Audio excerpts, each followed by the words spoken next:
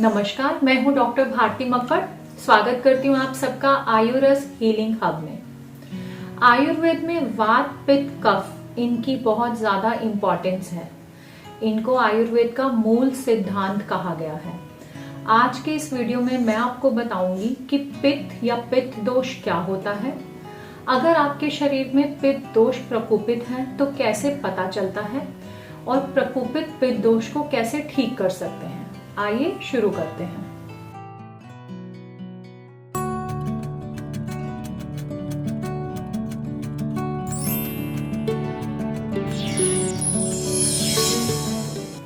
वात, पित्त, कफ आयुर्वेद के मूल सिद्धांत हैं। इन्हें दोष भी कहा गया है।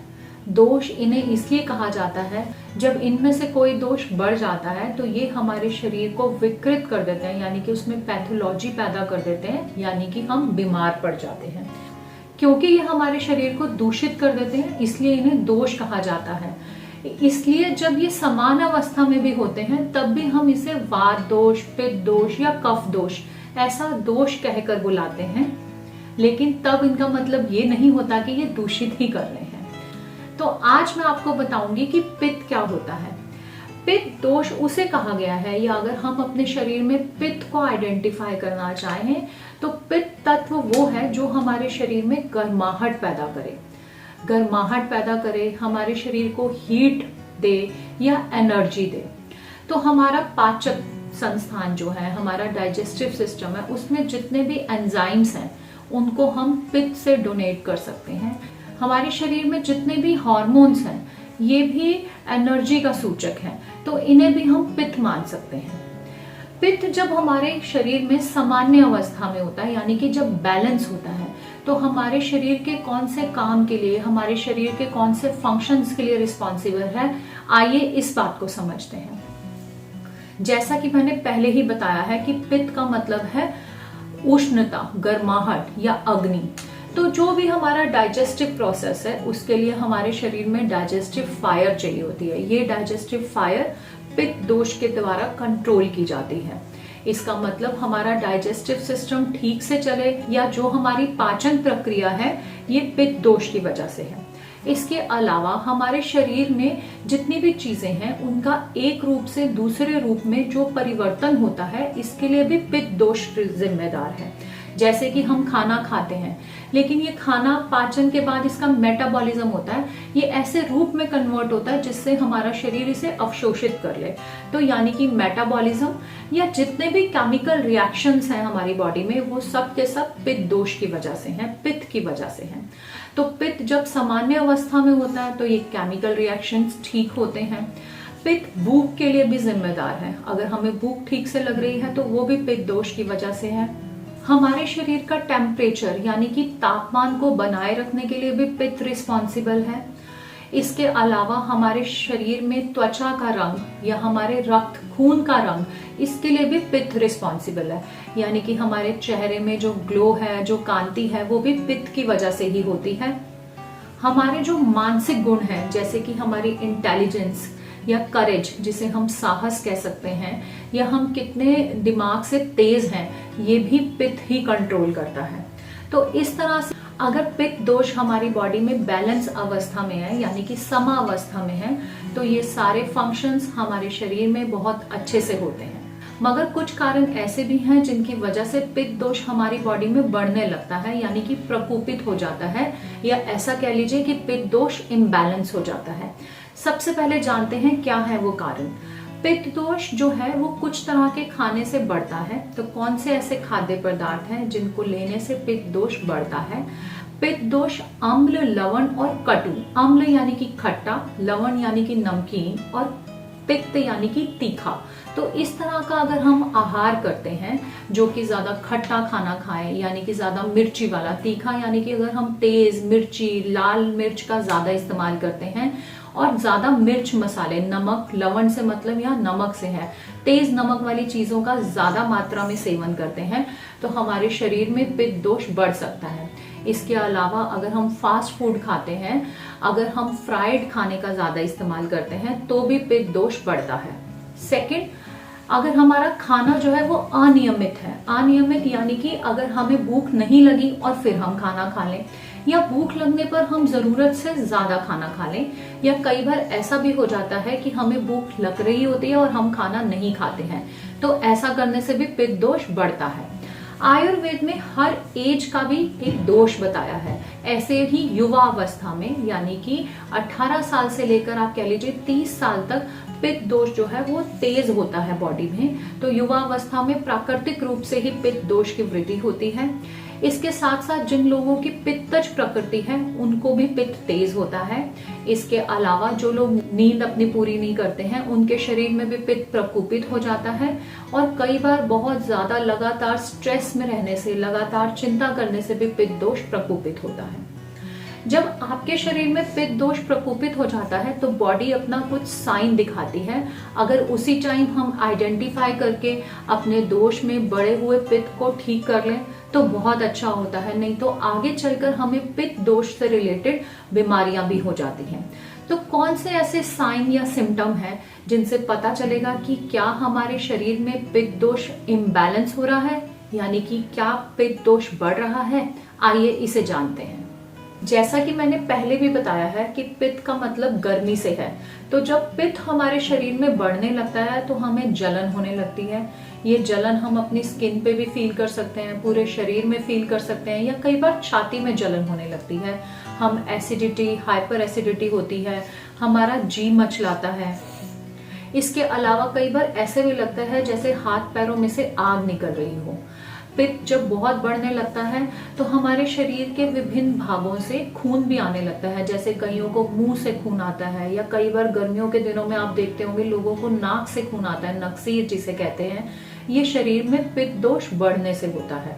इसके अलावा पित्त दोष बढ़ने पर पसीना ज्यादा आने लगता है। पसीना ऐसा होता है जिसमें दुर्गंध भी होती है, यानी कि पित्त जब बढ़ता है तो उस इंसान से जो पसीना निकलता है उसकी स्मेल अच्छी नहीं होती है। क्योंकि पित्त मानसिक गुणों को भी कंट्रोल करता है, तो जब पित्त दोष प्रकोपित हो जाता है तो हमें गुस्सा ज्यादा आता है, इरिटेशन ज्यादा होती है, हमें हमारी बॉडी का तापमान यानी कि टेम्परेचर बढ़ा हुआ फील होता है। हो सकता है आप थर्मामीटर लगाएं तो उसमें टेम्परेचर बढ़ा हुआ नहीं आए, लेकिन आपको ऐसे लगेगा जैसे आपकी बॉडी का टेम्परेचर बढ़ रहा है। आपके शरीर में, स्किन में ईचिंग होगी, आपको नींद भी कम आएगी। इसके अलावा ऐसा भी देखा जाता है कि जब पित्त दोष प्रकोपित हो जाता है तो बाल झड़ने लगते हैं, या बाल उम्र से पहले ही सफेद होने लगते हैं, और स्किन पर झुर्रियां आने लगती हैं। तो इस तरह से हम आइडेंटिफाई कर सकते हैं कि पित्त दोष हमारी बॉडी में बढ़ रहा है। अगर इन साइन के बाद भी हम आइडेंटिफाई नहीं करते हैं तो हमें पित्तज दोषों से रिलेटेड कुछ बीमारियां भी हो सकती हैं। इनमें कॉमन डिसऑर्डर्स हैं स्किन से रिलेटेड। अगर पित्त दोष बॉडी में बढ़ता है तो स्किन डिसऑर्डर्स बहुत कॉमन है। आपको एक्ने, पिंपल्स हो सकता है। उसके अलावा कुछ गंभीर बीमारियां जैसे कि सफेद दाग, ल्यूकोडर्मा, सोरियासिस, एक्जिमा, ये हो सकता है। इसके अलावा बालों की दिक्कत भी हो सकती है, बाल झड़ने लगेंगे, एलोपेशिया हो सकता है। इसके अलावा जो पित्त है, क्योंकि वो डाइजेस्टिव फायर को भी कंट्रोल करता है, तो अगर पित्त प्रकोपित होता है तो डाइजेस्टिव सिस्टम से रिलेटेड भी बहुत सारी बीमारियां हमें हो सकती हैं। तो इसलिए हमें समय रहते ही अपने पित्त दोष को बैलेंस कर लेना चाहिए ताकि हम इन बीमारियों से बचे रहें। और अगर ये बीमारियां हो जाती हैं तो भी पित्त को बैलेंस करना बहुत जरूरी है, तभी हम इन बीमारियों को ठीक कर सकते हैं। तो आइए समझते हैं कि पित्त दोष को कैसे बैलेंस किया जाए, या इम्बैलेंस पित्त को कैसे बैलेंस किया जाए।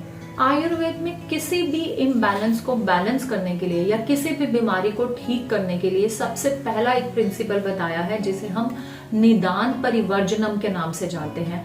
निदान परिवर्जनम यानी कि कारण को ही खत्म करो। तो इसका जो कारण है, इसका जो डाइट है, सबसे पहले हमें ऐसी डाइट नहीं लेनी चाहिए जिससे हमारे शरीर में पित्त दोष बढ़े। यानी कि हमें फ्राइड या बाहर का खाना, फास्ट फूड, ज्यादा मिर्च मसाले वाला खाना छोड़ देना चाहिए। इसके अलावा अल्कोहल या नशीले पदार्थों का सेवन भी नहीं करना चाहिए। इसके अलावा ये ध्यान रखना चाहिए, जैसे मैंने पहले भी बताया है, कि खट्टी, नमकीन और तीखी चीजों से पित्त बढ़ता है, तो ये वाला खाना हमें नहीं खाना चाहिए। हमें खट्टे चीजों को भी छोड़ देना चाहिए।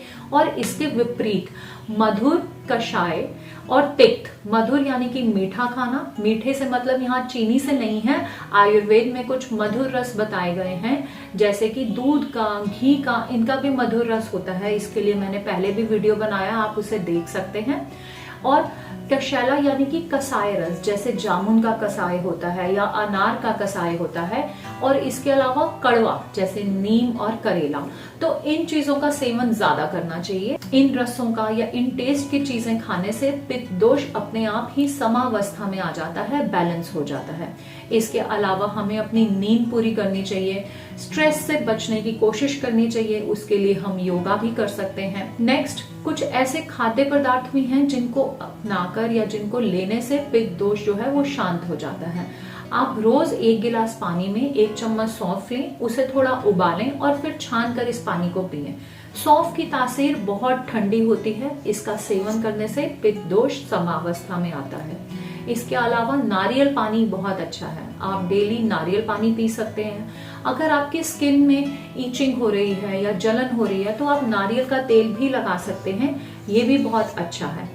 गाय का घी भी पित्त शमन के लिए, यानी कि पित्त को बैलेंस करने के लिए, कम करने के लिए बहुत अच्छा माना जाता है।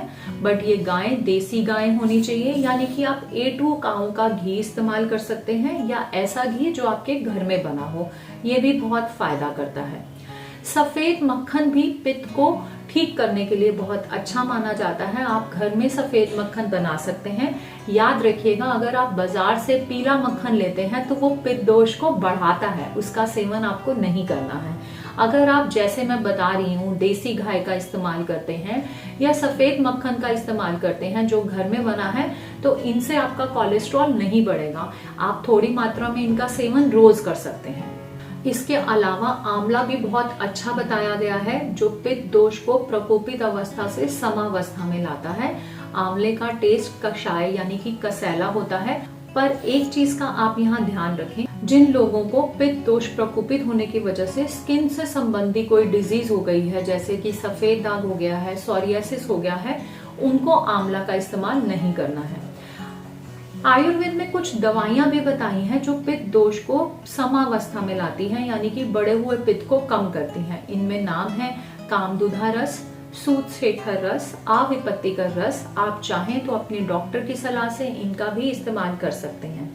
अगर पित्त दोष की वजह से आपको कोई बीमारी हो गई है और बहुत प्रयास करने पर भी वो ठीक नहीं हो रही है, आप दवा भी रेगुलर कर रहे हैं, तो पित्त दोष को समावस्था में लाने का एक बहुत अच्छा प्रोसीजर बताया है, जिसे विरेचन कहा जाता है। आयुर्वेद में विरेचन की गणना पंचकर्मा में की गई है। विरेचन कराने के लिए वैसे तो आपको किसी पंचकर्मा सेंटर में जाना होता है और डॉक्टर की हेल्प से ही आप विरेचन कर सकते हैं। बट एक मृदु विरेचन यानी कि माइल्ड विरेचन भी बताया गया है, जिसे आप घर में रहकर खुद कर सकते हैं। मैं आपको अगले वीडियो में बताऊंगी कि विरेचन किसे करना चाहिए, विरेचन से कैसे पित्त दोष शांत हो जाता है और विरेचन प्रक्रिया घर में ही कैसे की जाती है। तो पूरी जानकारी के लिए आप मेरे अगले वीडियो का इंतजार करें। आज का कंटेंट आपको कैसा लगा मुझे प्लीज कमेंट बॉक्स में लिखकर बताएं। अगर वीडियो अच्छी लगी है तो वीडियो को लाइक करें। आप अगर लाइक करते हैं या चैनल को सब्सक्राइब करते हैं तो उससे हमारा उत्साह बढ़ता है और अच्छा कंटेंट लाने के लिए हमें प्रेरणा मिलती है। आशा करती हूँ आपको वीडियो अच्छा लगा। धन्यवाद।